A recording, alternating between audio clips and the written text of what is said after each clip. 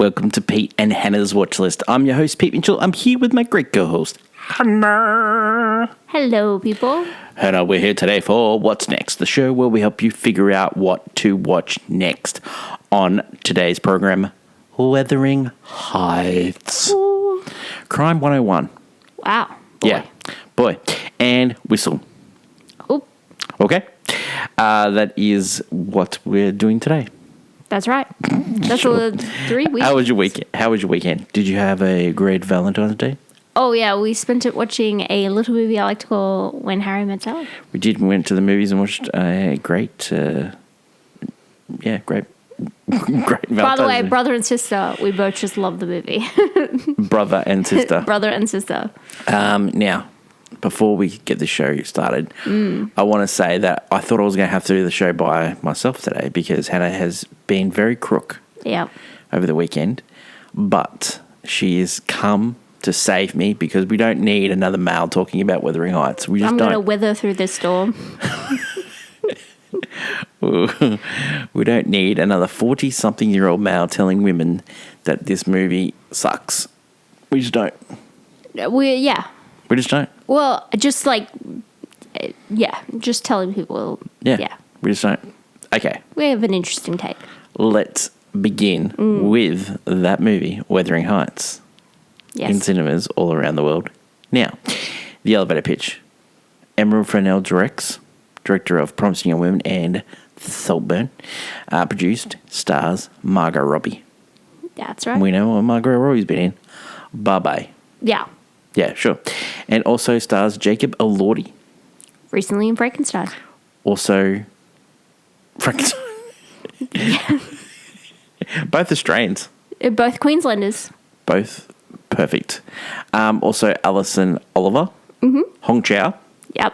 Yeah? Love. She's Lateef. Yep. Great. Great cast. Great cast. Great cast. It is the adaptation of Emily Bronte novel, and I use adaptation in quotes. Very loose.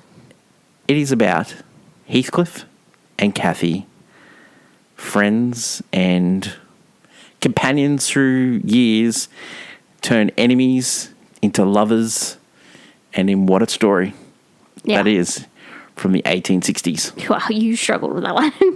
No. You were like, friend, lovers. Well, it's true. Yeah. All those things. Reasons to see this movie. This movie is fantastic.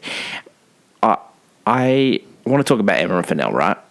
Now, I think she gets a bad rap. I think that she is a visual storyteller on the lines of Tim Burton. Yeah. Great visual storyteller. Also, Baz Luhrmann, another great visual storyteller. And I think people revere them, but also give them a little bit of gunk along the way. They have haters and lovers. But I think she's just like them, that she is a fantastic storyteller. And it's visually stunning. Her palette is perfect. I love it so much. It is. The costumes in this movie, the design, she has a lot to say. And you might disagree with what she's got to say, but I think she has a lot to say. Yeah. Along the lines, I've been thinking about this a lot because there's been a lot of discourse when it comes to this movie because Heathcliff is a gypsy in the book and he's not portrayed as so in this movie. Yeah. And there's a lot of differences. The brother's not in this movie. The father goes throughout the whole movie. Yeah. It doesn't bring in the kids into this movie. It's different. Nellie, who played the narrator in the movie and the book. Yeah, who was the housemaid, and she's now the lady in waiting. She's now a companion who has been raised alongside Cathy. So there's a lot of differences, but Tim Burton created the Joker as the killer of Batman's parents, and he's Batman 1989. So these auteurs... interpretations. Yeah, they're right for it. They want to portray the movie the way they do. Yeah. I want to say it's visually stunning. It is very entertaining. It entertained me from start to finish. I personally like the second half of the film. I think when Heathcliff comes back. You like it when people backstab each other. Yeah. Kind of jealous, Hello, jealous you know psychos. Me. 100%, you know me. And it is an absolute fantastic watch. Okay, Hannah, take it away. Reasons to see this movie. Oh my God, I love this. Yeah. I love this film because I knew what I was getting when I, saw the first trailer, watched any of the press releases and stuff. Like, Emerald Fennell depicted that she was making a movie that was Wuthering Heights if it was written by a 14-year-old girl and it was fan fiction. And that's what this movie is. It's completely so different from the book, and so fans of the book will absolutely hate this movie because the identity of the book is completely lost. It is now turned into about desire and jealousy and how, people who are overlooked and abused can just use all that in, just against each other. And it turns out like your greatest friends could be your greatest enemies, like kind of thing. This movie is so wild and crazy and so entertaining. And I get people being upset because it's such a departure from the source material. And it is kind of just a sappy romance that's over the top and dramatic and has no... it's not trying to be serious at all because the film is not serious. Like, there's the things that happen in this movie that you're like, what did I just watch? And that's what you're supposed to. You're supposed to be just entertained for this, 2 hours.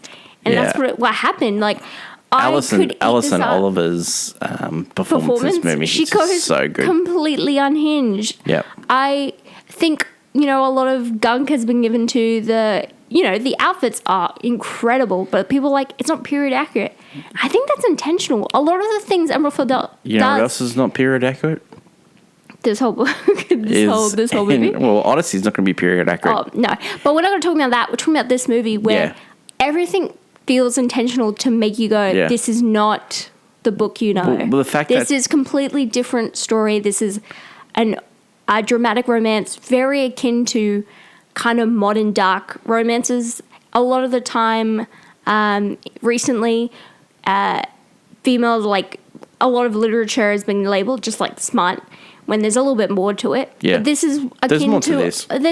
There's more to this. Yeah. But this is very much in that line of that dark romance that people love. Because people love, the whole, oh, he's so possessive and jealous and, oh, but he just loves her so much. And it's like, yeah, but he's a nutso. Let's just be real. These people are crazy all in this movie. And that's what it is. This is for people who loved, who got into the mass hysteria love for, Twilight and 50 Shades, who, it's truly just a fun, silly movie. Yeah. And that's where, in line, a lot of people don't like it. So reasons not to. If you love the book, you won't like this movie. Because this is a complete departure. It does not take itself seriously. Yeah. It's probably a little shallow for a lot of people because it is just a simplified romance. You have a villain who's probably stopping the romance from happening. It's very simplistic as a romance goes. Yeah. And the backstabbing, maybe I could have done with more of it. I could have done with more backstabbing. You know what it is? You know what this movie is when Marvel tries to do highbrow cinema, like when they try to do 3 Days of the Condor and they give you Captain America Winter Soldier. Whoa. No, but I love this movie. And so this is the Marvelification of great literature. I love this movie. I don't want to. I think everything was a little bit better, but it's like a Ryan Murphy production of a true story. Hannah. Please do not. Emerald Fennell is way better than Ryan Murphy. I said she is, but I'm not saying you can't deny those shows that he does are popular. Yeah, they're popular. People watch them, and that's what people are surprised. Well, why are people seeing this movie? This is the difference between Ryan Murphy and Emerald Fennell. I want to shout out a few people. Yeah. I want to shout out costume designer Jacqueline Duran, who worked on Barbie. She worked on this. Incredible, by the way. Fantastic. Yeah. Set director Charlotte Derrick, who worked with Emerald Fennell on Saltburn, does a great job Love here. it. Also production designer Susie Davies also worked on Saltburn as well. I think Susie Davies did the great production design for Conclave as well. She did. Oh, yeah. So, yeah, she's fantastic. So I just want to shout out those couple of people. So this has been one of the big things on the internet. The What? the talk about this movie. The many. But the other thing points? that I just want to make a point here. There's another thing that's huge on the internet at the moment, and that is Shrek. Now, people... Shrek is love, Shrek is life, yeah. Shrek saying that she couldn't make Shrek from an ogre to a man, but he could make her from a princess to an ogre. So just giving so much shade to Shrek. Shrek, there's actually so much more to it. There's so much more to it. Now, I just want to say, when you watch these movies, it's okay to have an opinion that is wrong. It's okay. It's okay. Yeah. But people have opinions all the time. And it's okay. It's okay to not like this movie well. And it's okay to put that opinion on the internet, and it's okay for people to slam back. But you can't be mad when people like it. Just chill. Yeah. Just chill. Everyone just needs this movie. We are thinking too much about this movie. Yeah, this movie is perfect for what it is. It is a popcorn romantic movie. Now, it doesn't give you all that you want to talk about when it comes to race and class. It's not serious at all. It's not at all. But unfortunately. it is like, seriously, it is a fun watch. It is so visually stimulating to the eye. And it is so just the deepest reds, the deepest greens, like the room where it's made from her face. Oh my god! A lot of people question, so good. Is Margot Robbie right for the choice? But Margot Robbie, she's fantastic in that second half, she's like, you need to have her. There's two standout performances in this movie. It's Margot Robbie and Alison Oliver. I think Jake Bellotti is doing everything he needs to do in this performance. You know what? The last two performances I have seen him. I didn't ever think I thought he could act, but I really enjoyed what he was doing in Frankenstein. Elvis? I didn't like him in Elvis, but I also didn't like him in anything else. Anything else? No, yeah. But I really liked him in Frankenstein, and I really liked him in this. I think he's very good in this. People can't give him up because you need someone so wildly strong to play Heathcliff, this version particularly, because he's supposed to be the heartthrob who, does some deranged things for the second half of this movie.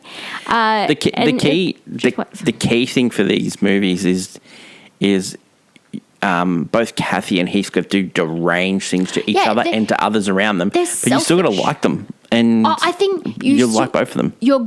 You're rooting for their love story. I wasn't. The reason it's done so well is that they add stuff in their childhood. This like kind of real strong connection. But I wasn't rooting for them to get together. I wasn't rooting them to get together. I was rooting them. I wanted them to ruin everyone around them and each other. They started a hydrogen bomb. Seriously, everything they touched was like, every person was affected by them just being together, and it's so it's very akin to a lot of other books and movies that have used Wuthering Heights. They use it as like it's a driving force of like these two people are like a hurricane, and anyone who gets in it is like doomed. It's like she wanted to make a movie, and then she used the IP to like tell the story that she actually wanted. Well, that's what a lot of people do. Yeah, 100%. Because to get it across the line, you need something like that. Before we get on to, I'm sure people watch or miss this movie. Yeah. Charlie XCX's soundtrack. This in the 80s, 90s, it would have been the whole soundtrack. It would have been like it would have been 12 songs. Like a Prince did Batman. You're talking like, I need like 5 original songs. I need more. Yeah. I like the songs that I saw in the movie. I loved it. I loved the end track as well. Loved it. I just needed more. I wanted from start to finish just Charlie X. I did like there was certain because there were other artists and they were nice, but I feel like another Charlie XX. That's a big thing in. Another thing with this movie is that using Charlie XX in a romantic period piece. That's because this movie wants you to feel like it's completely not 100%. It's like nonsensical at all times. But it's the biggest thing that it's missing from movies and music is those cross pollination between music and Yeah, like we used to get video clips of like the whole movie, and you'd go and you'd watch the video clip, and you'd be pumped for the movie, and you go, "I'm going to go see that movie." I would have loved Charlie XCX Wuthering Heights 100% film clip, very akin to would have loved it. others, but yeah. Okay, would you recommend people to watch this movie? 100%. I know the audience, and I know exactly who I've recommend this to. Yep. 100%. I know. You went to the Brisbane premiere. I did. Just insert photo here, Peter. Yes, thank you. You looked fantastic. Thank you. Thank you. You looked amazing. Good night. It was fun. It was. I just love that movie. Maybe next time, blue carpet in Sydney. That theater. Oh wow. That theater. Towards the end of this film, you could hear some sniffling in the crowd, and even when we saw it again. I heard it. Because I think it's gonna move. It has its audience, and it's gonna move some people, and then those who don't just stay away. Hugely popular overseas, not so much in America, but hugely popular overseas. I wouldn't say the discourse has anything to do with it. I think it's just people. Most people don't really like watching. It's done $82 million around the world, so it's got a little ways to get back to breaking even because it cost $80 million. But we'll see how it goes. Will you watch this movie again? 100%. Yeah, this is one of those movies that you just got to watch in cinemas multiple times. When it comes out on 4K, get it on 4K and just immerse it into your home cinema. And a rating for this one. Oh, you want to give it a banger because it's so delightful? This is so delightful. I want to give it a banger. We're so polarizing because there's a lot of hate out there, of course. And I think some of it's justified in some people's standing because this is not, I wouldn't call this highbrow at all, especially in its medium. It's not, but what it's trying to achieve, which is a very entertaining romance flick, it does. I feel like it 100% is achieving its goal here. You know, a lot of people give gunk to movies like this, but this is exactly what it is intended, I believe. What are you going to give it? A banger. Yep. Well, I agree. Just discuss. No, I agree. I agree. We're on the opposite end. We're the lovers of this. Yep. I feel like there's two votes. I do think that we're the crazies. There's a few directors that we rate higher than other people, and she's one of them. Emma Fennell, we always rate higher. Yeah, she's one of them. We were bangers for Saltburn. We don't mind, like, people can dislike her, and it's good to have discussion about these people because I like having it. I just don't want the outright hatred. Like people go, Emily Bronte would roll in her grave. I don't think she would care. She got to write one book that wasn't even popular. No, I don't. And then I don't think so. I would see it that way. I think she was subversive to the media as well. So I feel like we just don't hate on someone. Yeah. We give criticism, but we don't hate. Wuthering Heights is in cinemas all around the world now. Yes. Next movie we're going to talk about is Crime 101, The Elevator Pitch. It is directed by Bart Layton, who is a documentary filmmaker. Ooh. He wrote the script based on a Don Winslow novella. It stars Chris Hemsworth, Mark Ruffalo, Halle Berry, Barry Keoghan, Nick Nolte, and Monica Barbero. It is about a thief who robs high-end jewelry stores on the 101 highway, and he's getting hunted down by a cop. He gets his jewels fenced by Nick Nolte, but he is sort of having the yips when it comes to Crime 101, and he decides he's going to create one more big case to take down these high-end jewelry, and he's going to use the insider of Halle Berry as an insurance salesperson. Reasons to see this. Great cast. Love the story as well. Visually stunning. Love the stunts in this movie. Reasons not to see this movie. It is very slow. It is probably a slower version of Heat. Quite lackluster. Yeah, it's got like there's a little bit of Den of Thieves about this movie. Hannah called it Marvel Heat, which is it's a great little catchphrase. But it struggles to reach any heights, especially when you're waiting the entire time for the big reveal. Unfortunately, it does get revealed in the trailer. I find this movie a less brutal version of Drive.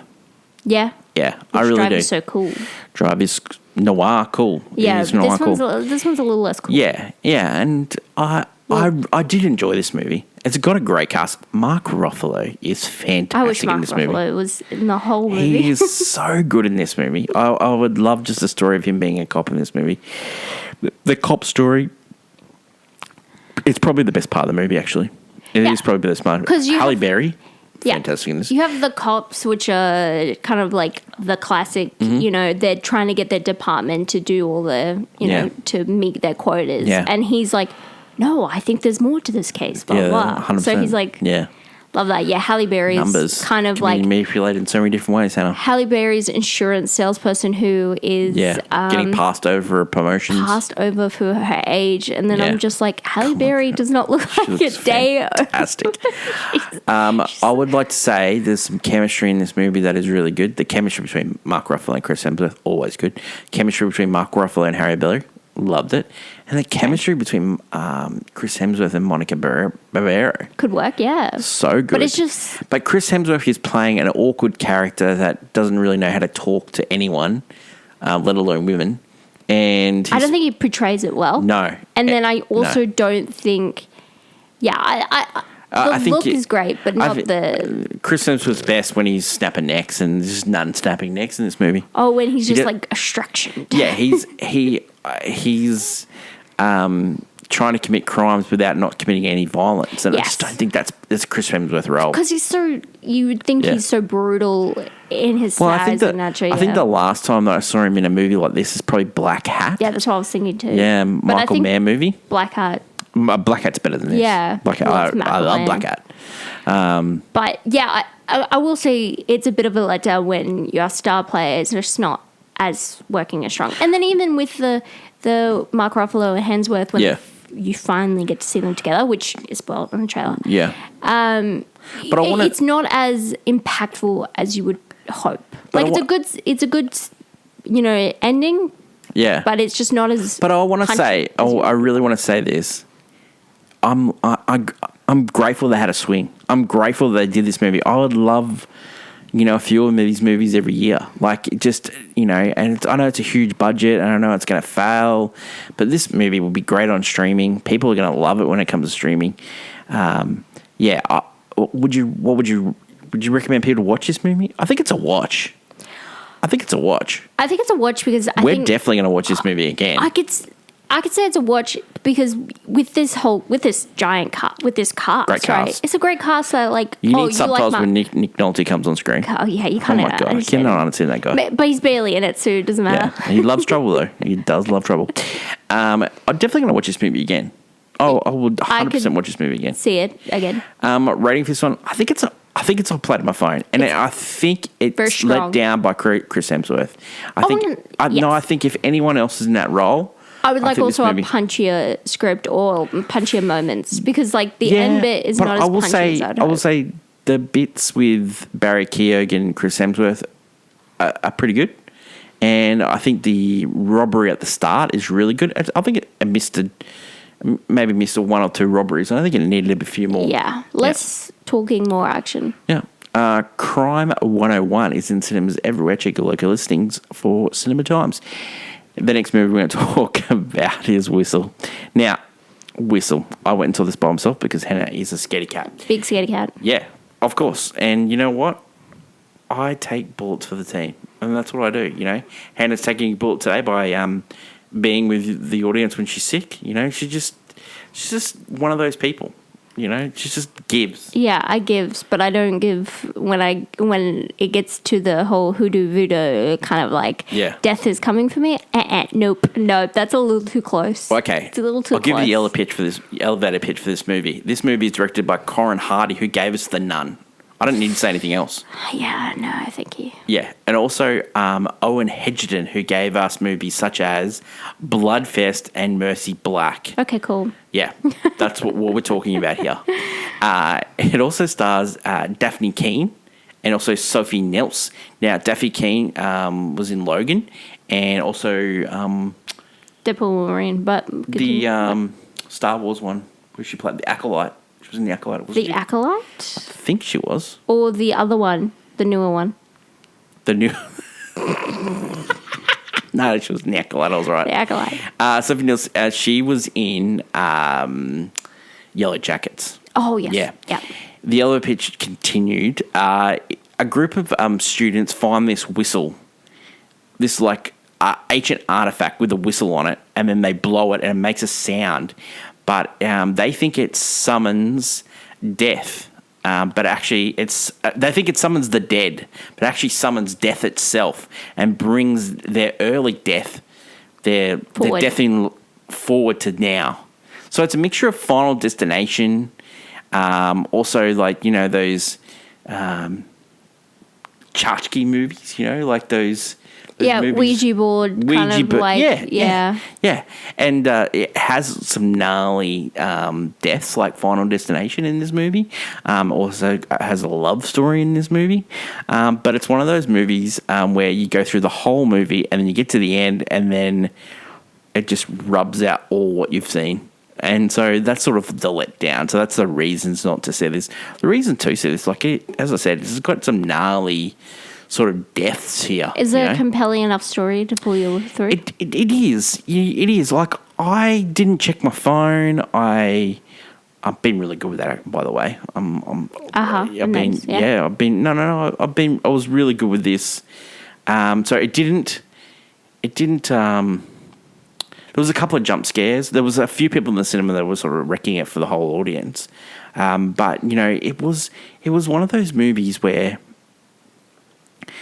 I think in different hands, it probably would have been elevated, a little bit more elevated, and it's actually quite a good story. Like the summoning of death and bringing death early, and then it's chasing you down, and it's showing you how you would have died in the future. Yeah, that's like one of them was like lung cancer. One of them. So it was really that's an interesting idea. An interesting idea, and I just don't think it was like put together well. But I just really hate movies. At the end of the movie, it just wipes out all the good work that you've done. Yeah, setting up some sort of stupid. That is the definition of whistle. Yeah. Wipes away any goodwill. Do you like those tchotchke movies where you get like a totem and you've got don't like those? 100%. That's why I didn't want to watch this movie. I don't like playing around with a good version of this movie, right? Was Talk to Me. Yeah. With the monkey paw hand thing. Yeah. When you get thing. When you get the hand. Yeah, that's what I'm saying. I don't do well. Because you're just playing with fire. You're playing with matches. But what are you doing blowing the whistle anyway? Like, it's an artifact, and if you see the poster, it's a. It looks like a whistle you would not want to touch. Nah, I don't want that one. It's been in the hands of Okay. I don't know. Am I going to recommend people to watch this movie? Yeah, I don't mind this movie. I really don't. I'm never going to watch it again. And the rating for this one, I think it is on the lines of Crime 101. I think it is uploaded on my phone. Yeah, as horror movies go, you're like, I just really hated the ending of this movie. I just hated. Check around for post-credit scenes when it comes to Whistle as well. Check your local listings. It has been in cinemas overseas for a couple of weeks, and it got a wide release in Australian cinemas this weekend. That is it for today's show. Please be kind in the comments when it comes to Wuthering Heights. We like it. We like it. I'm so sorry that we liked it. We don't mind criticism, but pure hatred would not be nice. Thanks. We like this movie. Don't hate us. Okay. No. That is my lovely co-host Hannah. Long live cinema, and until we meet again, it's bye for now. Bye.